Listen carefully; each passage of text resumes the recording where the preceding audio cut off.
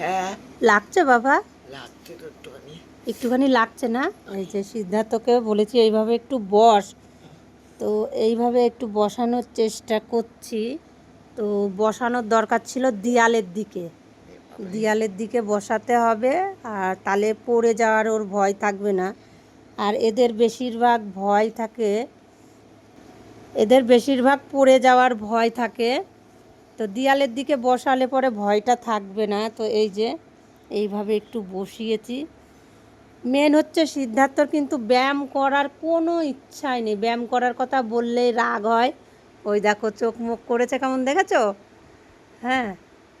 আর আজকে ভাত খেয়ে মুখটা এখনও ধুইনি, মুখটা ধুইয়ে দেবো।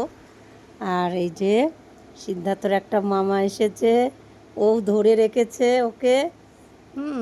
আর সিদ্ধার্থ লাগছে, আমি বলছি একটু লাগুক, তবু চেষ্টা করো রোজ। আর আমি জানি না কথা রাখতে পারবো কি না, বলেছিলাম ওকে এইভাবে বসাবো। তো সিদ্ধার্থর মেন কোনো ইচ্ছাই নেই, নিজের ইচ্ছা না থাকলে হয় না, জোর করে কোনো কিছু কি হয়? আর আমার আগের মতো শক্তিও নেই যে সেইভাবে কিছু করাবো। তো দেখা যাক কতদূর কী হয়। আমার চেষ্টা আমি করি, বাদবাকিটা সিদ্ধার্থর আর আমার কপাল।